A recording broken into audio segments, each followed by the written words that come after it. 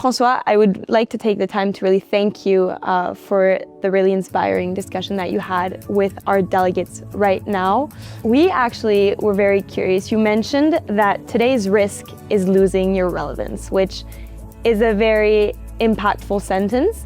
And I was wondering, you were mentioning the need of agility, of curiosity, of change.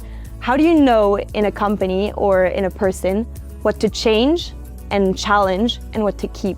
First of all, you don't get that information in a matter of seconds or days. It takes weeks, sometimes months. Because when you approach a company, they're going to give you access to information which are financial informations. And they could be good to look at, for sure. But then you need to dig into the depth of the organization. And for this, you need to spend time. You cannot just assess by looking at numbers. Because as I said on stage, you could have a company that checks all the boxes of the financial part of the business, but not the happiness of the people. But for me, if I tour a company and I see smile on faces and real smiles, that's an indicator. If I see people saying hello to each other, the boss talking to his employees and the employees saying hello to the boss, that's another thing. And too many times, it's actually dry. And you see in 2 seconds that it doesn't, as I said before, there is this animal part of who we are, and you feel that it's right or wrong. And that's a great indicator. And then you could ask 20 people randomly on the organization, from the housekeeping to an IT person to a marketing person, few questions about the business, few questions about the why the business is doing and is existing. And if the answer is not the same, you could have an issue there. Mm-hmm. And when you announced that a year ago in 2024 that you were releasing the Honorable Merchants Group, how do you evaluate the relevance of the startups and the companies that are knocking on your door to be a part of the Honorable Merchants Group? First of all, it has to make sense with everything we want to do. So it has to check the verticals we want to be involved in. Typical example, would I want to go in mass consumption? No, not my world. And it's not because I don't like that world, it's not my world of expertise. And I need to bring my expertise to people and to help them do better at what they do. So that's number one. And the second thing is, if you want to come with us, why do you really want to come with us? What's the reasoning behind? What do you want to achieve? What's your goal? You know, there is something which I always tell people when they are looking for investment. You could come and see me and say, I'm starting my own company and I want to raise 4 million. Yeah. Okay. And you got to give me the answers of what you got to do with your 4 million. It will be on your deck, perfectly presented, you're good. And then the challenge is, if I tell you, for example, but if I give you 20 million tomorrow, what would you do different? Not if I give you 2. Yeah. If I give you 5 times more than what you ask, what are you going to do different? And this is the perfect trap for you to fail.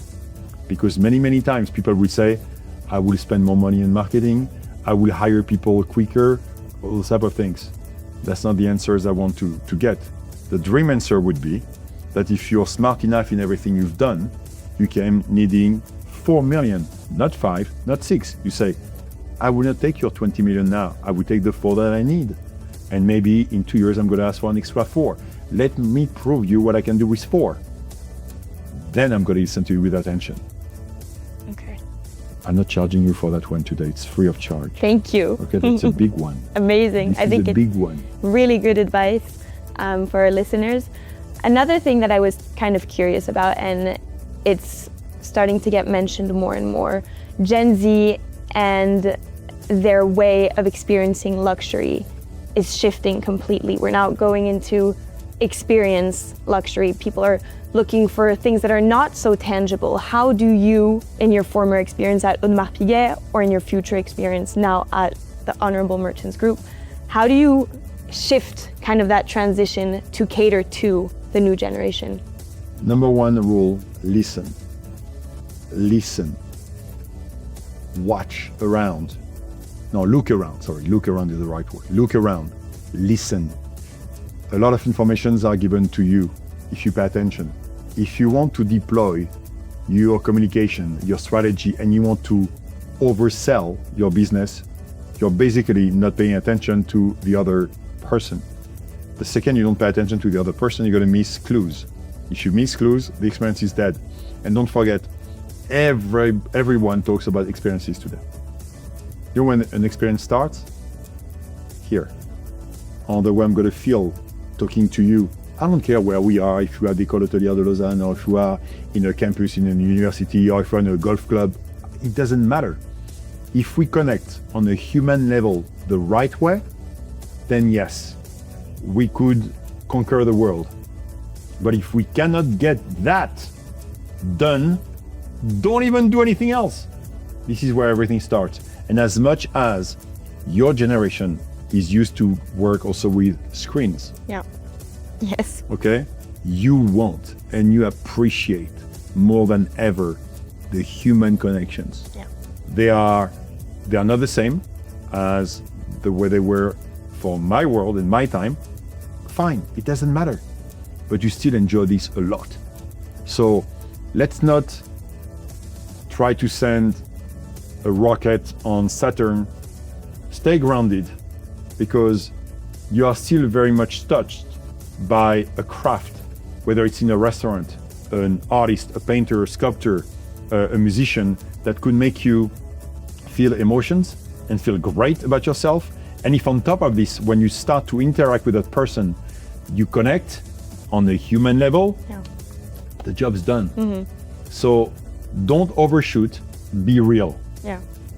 Yeah. And I think that's something that's really kind of coming back, and also in hospitality, really the human aspect of it is so important. And it's true that including kind of AI and something is an element that we talk about in class, but always with the final conclusion that the human aspect is always going to stay the most important. I'm actually kind of curious on your take. The current job market is known as being really currently catastrophic for people graduating now. For you, François, if you were a young graduate, a 20-something graduating in July, how would you navigate this job market? I'm known to be fearless. I know what my qualities are, what my qualities were. You have to understand, when I didn't get the baccalaureate, I was judged. I was like a failure. And then I became a professional golfer. But even if I was okay, I was not good enough to actually make money. So I had to give lessons. But by giving lessons, I was starting to learn how to build businesses. So from lessons to one, I was saying, okay, if I organize sessions for 10 people at a time, if I do this, if I do that. So I was always chasing what could be done different and better. So I always trusted myself that I would never face uncertainty. But you have to understand, it's not because you're not concerned with uncertainty that everything's going to be okay. Yeah. Today, you're too scared of what goes on. To your defense, with everything that goes on in the world, it's not an easy time, agreed. But funny enough, the world is full of opportunities still today. And I can say this because, as I said, I'm dealing with a lot of young people, a lot. And I told one of them this morning, he's a 22 years old kid from Paris. And we met completely by luck. You know what his number one job is? He's 22 years old. His first job? His number one job is today. Mm-hmm. That's going to evolve, but his number one job is an advisor of police organizations across the globe. Across the globe. He gives conferences to people across the globe. He's 22 years old because he created a special software to track pedophiles. On Friday, in my office, on Friday afternoon, a 29 years old came with an idea of a global treasure hunt worldwide. The guy, I don't know the word in English, is an ambulancier. Yeah. I say, how do you wake up one day and you're young? You say, you know what? I'm going to drive car to get people from where they are to the hospital. And that's going to be my calling. unbelievable. And at the same time, so creative and so perfect on what he pitched to us on this treasure hunt. All those type of things show that there are always ways, always. The second you start to think that it's too complicated, open your eyes and your arms and everything to what comes to you. If you're good enough, there are opportunities. Amazing. Another point that you were touching upon, you started out as a professional golfer, then Giorgio Armani, then Audemars Piguet, and now founding your own venture.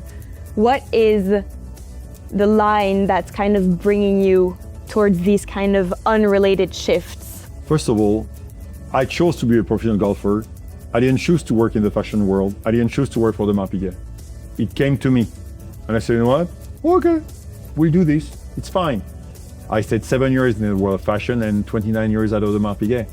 But in my mind, whether it was fashion or then Audemars Piguet, I always worked in these companies thinking it was mine.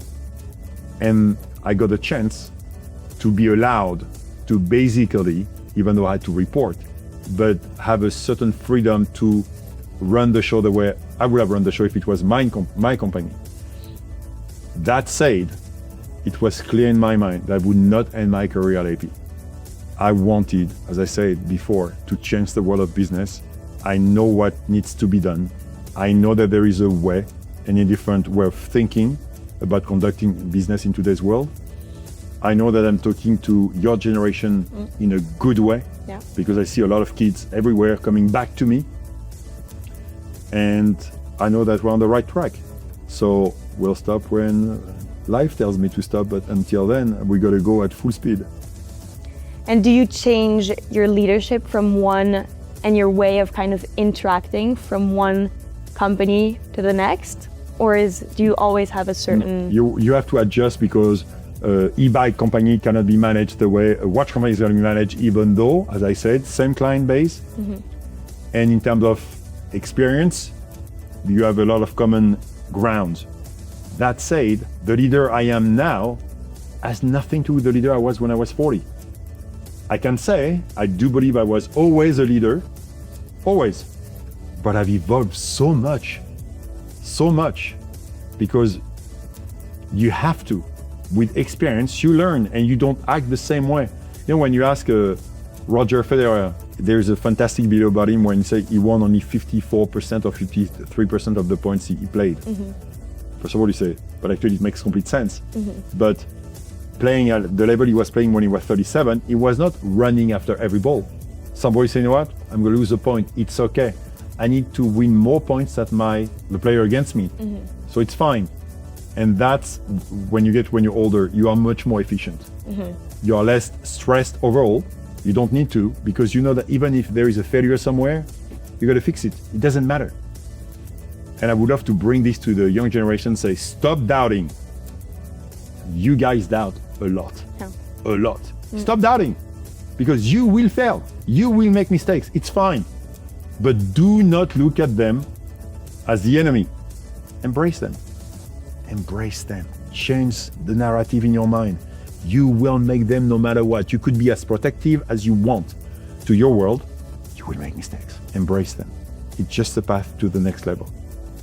Yeah, I mean, mistakes overall are a real way of learning. But it's true, as a young entrepreneur and startups that are coming to see you, that they think that they have it kind of all secure, and it's true that mistakes are scary. But nothing is ever secured. Two things are secured in this world: death and taxes. That's it. Yeah. That's it. The rest is never secured. Never. It doesn't matter. But when you go for something, go for it. As I say, do or do not, there is no try.